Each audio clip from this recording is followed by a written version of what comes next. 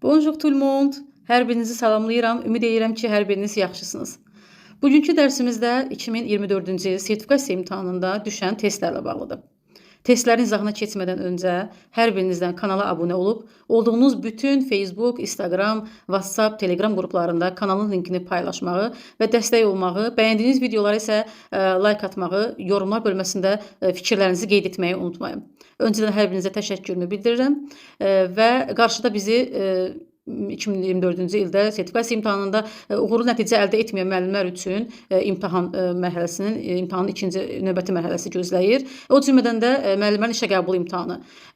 Əziz müəllimlər, əgər siz imtahanda hansı tipli sualların düşdüyündən xəbərdar olmaq istəyirsinizsə, elə isə ekrana yaxın əyləşin, çünki testlərin izahına keçirik. Test 1. Elle joue souvent du piano. O, tez-tez yaxud çox vaxt piano çalır. Doğru cavab C bəndi. Elle en joue souvent. O, çox vaxt, yaxud tez-tez ondan çalır. Piano sözünün qarşısında artikel partitif du işləndiyinə görə onu an əvəzliyi ilə əvəz edirik. Qarşısında artikel partitif du, de la, de el apostrof, artikel indefini, en, un, de və say olan isimlər an əvəzliyi ilə əvəz olunur. Bu səbəbdən doğru cavab an əvəzliyi olmalıdır. Test 2. Je m'approche de la porte. Mən qapıya yaxınlaşıram. Burada de la porte qapıya yer bildirən sözdür. Biz onu deməli yer zərfi ilə əvəz etməliyik. Doğru cavab B bəndi. Je m'y approche. Mən ora yaxınlaşıram.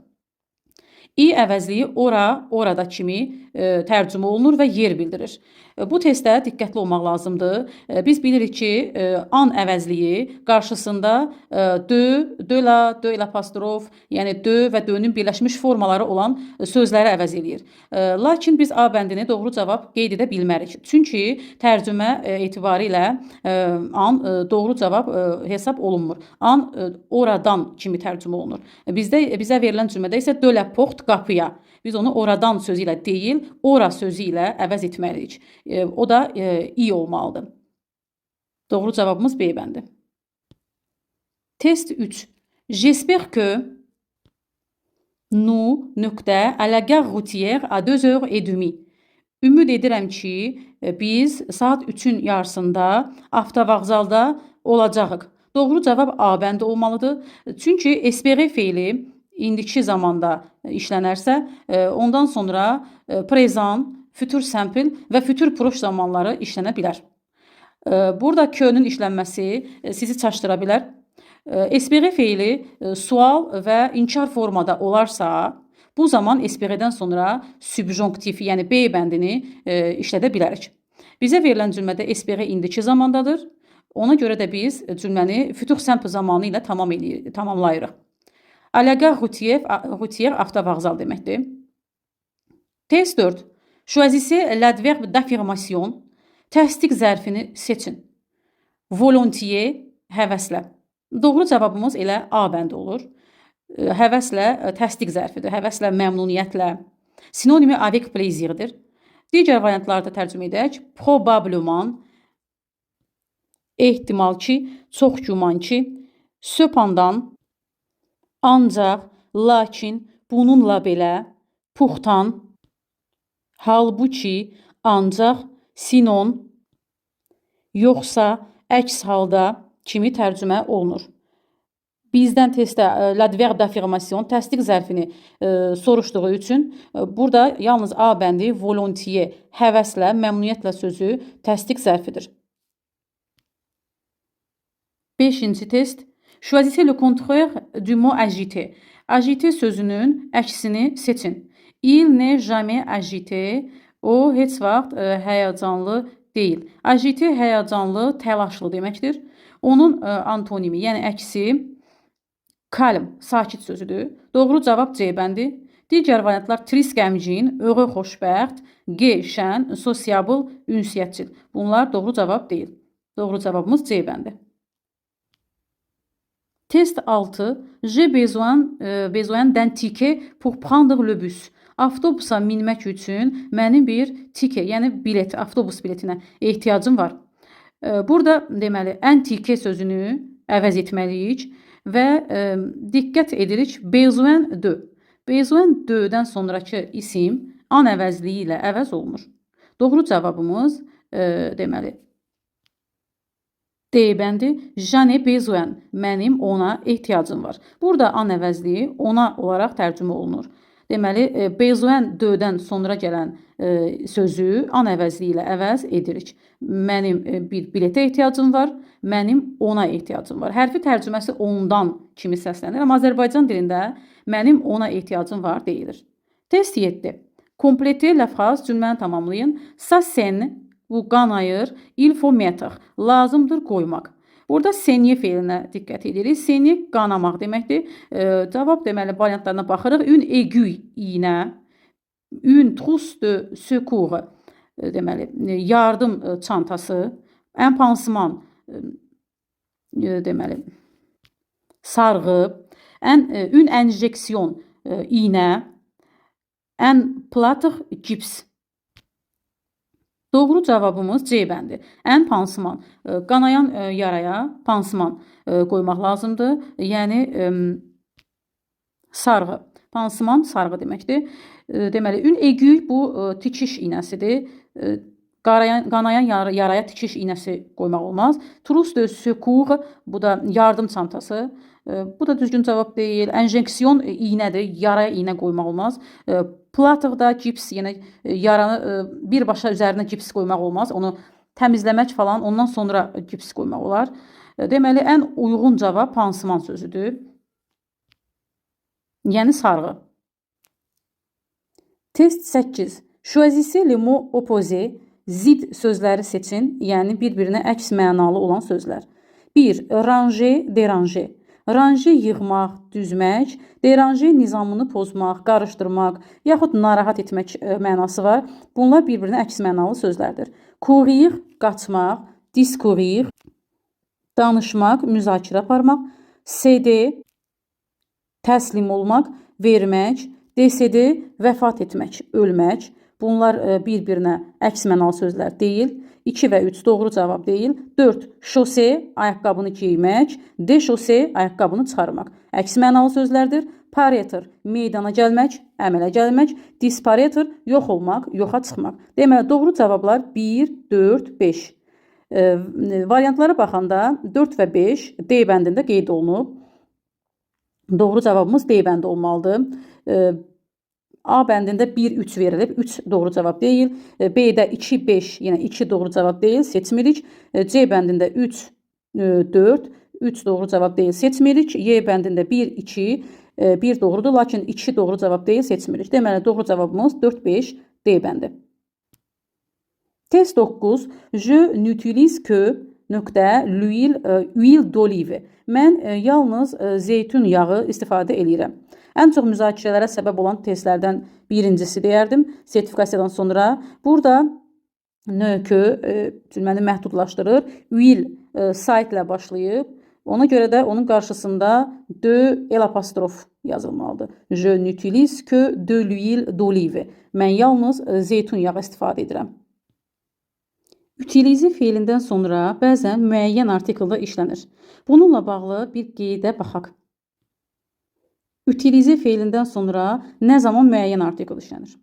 Utilize feilindən sonra müəyyən artikel yalnız konkret bir şeydən bəhs edərkən işlənir. Bu zaman de əvəzinə le, la, le, el apostrof işlənir. Yəni bir şeyi konkret olaraq qeyd edərkən müəyyən artikel istifadə olunur. Example. J'utilise la voiture de mon père. Mən atamın maşınından istifadə edirəm. Burada müəyyən bir maşından, yəni atanın maşınından söhbət gedir. Ona görə də voiture sözünün qarşısında müəyyən artikel la işlənir. Əgər konkret bir şeydən və ya xüsusi bir obyektdən danışırıqsa, müəyyən artikel işlənməlidir. Başqa bir nümunəyə baxaq. Elle utilise le livre que j'ai acheté. O aldığım kitabdan istifadə edir. Burada müəyyən bir kitabdan danışılır, yəni onun aldığı kitabdan. De və de el apostrof müəyyənlik və ya miqdar bildirməklə işlənir. De qeyri-müəyyən və ya ümumi şeylərdən danışarkən istifadə olunur. Yəni bu qeydi unutmayaq, bu önəmlidir. Məsələn, j'utilise de l'huile. mən yağ istifadə edirəm. Ümumi anlamda yağdan istifadə edirəm. Yəni burada miqdar, yağın müəyyən miqdarından istifadə edirəm. Ona görə də yəni hissəvi artikl yazmaq lazımdır. Deməli, utilize feili ilə müəyyən artikl istifadə edilir. Əgər biz müəyyən konkret bir şeydən danışırıqsa, əks halda dö ilə apostrof, dü, yəni hissəvi artikl istifadə olunur. Konkret bir şeydən danışarkən müəyyən artikl, amma ümumi anlamda, yəni qeyri-müəyyən bir şeydən danışırıqsa, bu zaman artikl partitiv istifadə olunur. O baxımdan 9-cu testdə də cavab dö ilə apostrof olmalıdır. Yəni mən yağın müəyyən bir hissəsindən istifadə edirəm, hamısını istifadə edə bilmərəm. Yəni miqdarından, müəyyən miqdarından istifadə edirəm. Ona görə də burada miqdar bildirilir. Miqdarından istifadə edildiyimə görə dö ilə apostrof doğru cavabdır. Test 10. Choisissez la bonne série, düzgün seriyanı seçin. La patiente parlait net. Bu cümlədə deməli net sifəti zərf funksiyasında işlənib.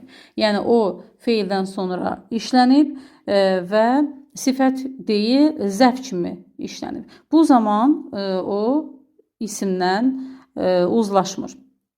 Doğru cavab yəni bir t olmalıdır. La patiente parlait net.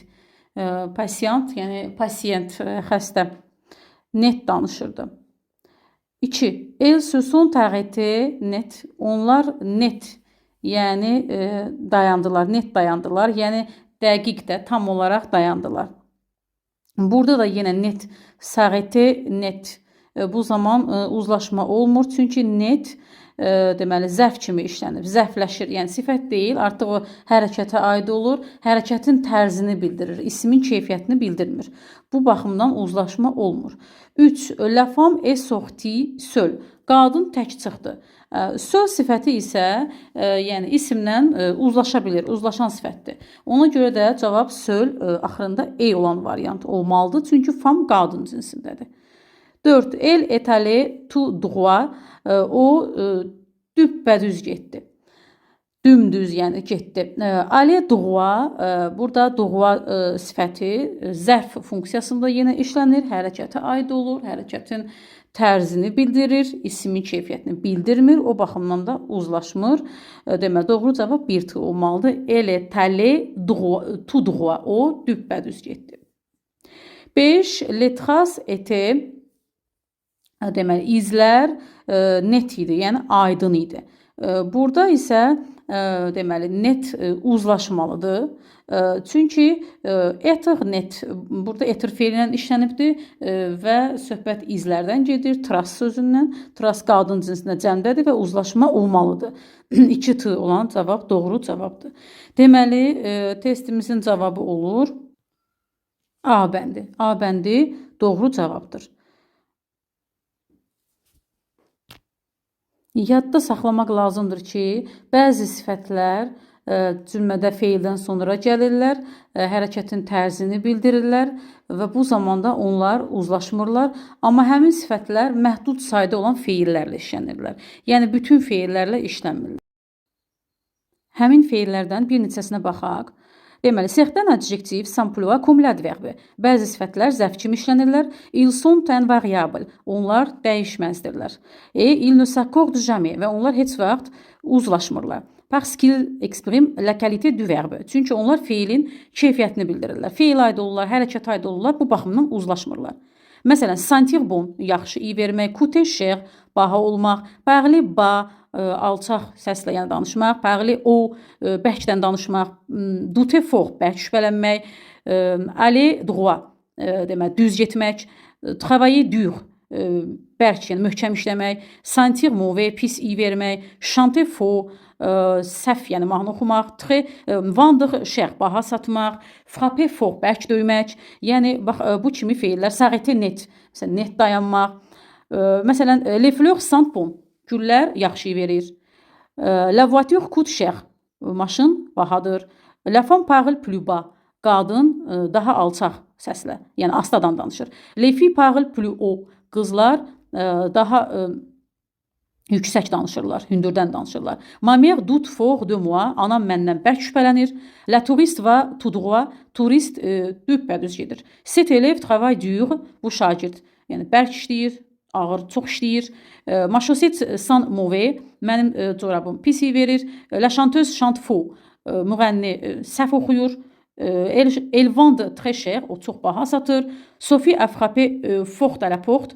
Sophie qapını bərk döydü. Bu nümunələrdə deməli birinci verilən sözlərə fikir verin. Cümlə qadın cinsində, cəmdə olan sözlərlə başlayıb. Lakin sifətlər feildən sonra işləniblər, hərəkətə aid olublar, hərəkətin keyfiyyətini ifadə etdiklərinə görə uzlaşmayıblar. Sifət cümlədə ismə aid olub, ismin keyfiyyətini bildirərsə uzlaşır, feilə aid olub, hərəkəti deməli bildirirsə, hərəkətə aid olursa bu zaman uzlaşmır. Əziz müəllimlər, bunlar sertifikasiya imtahanından sonra mənim yadımda qalan suallardır. Ola bilər bəzi suallar %100 eyni olmasa da, mən o sualları yadımda qaldığı qədəri ilə sizlərə təqdim eləməyə çalışdım. Əgər sizin də yadınızda qalan suallar varsa, videonun şərh bölməsində onları qeyd edin. Bax belə əziz müəllimlər, bugünkü dərsimizdə mən sizi 2024-cü il sertifikasiya imtahanında fransız dilindən təqdim olunan sual modelləri ilə tanış etdim. Ümid edirəm video sizlər üçün faydalı oldu. Əgər siz də bu dərsi faydalı hesab edirsinizsə, like edib, müəllim yoldaşlarınızla paylaşmağı və yorumlar bölməsində yadınızda qalan sualları qeyd etməyi unutmayın. Videonun rəy bölməsində 2024-cü ildə sertifikasiya imtahanında mənimlə birlikdə hazırlaşıb və uğurlu nəticə əldə edən müəllimlərin siyahısını sizlərlə bölüşəcəm. Onlarla da tanış ola bilərsiniz. Bu arada dərslərimiz davam edir. Qarşıda gələn sertifikasiya və MİQ imtahanlarında uğurlu nəticə əldə etmək istəyirsinizsə, dərslərimizə qoşula bilərsiniz. Rəy bölməsində məlumat yerləşdirəcəm. Hər birinizə təşəkkürümü bildirirəm və qarşıda gələn imtahanlarda sizlərə uğurlar arzulayıram. A bientôt, hələlik.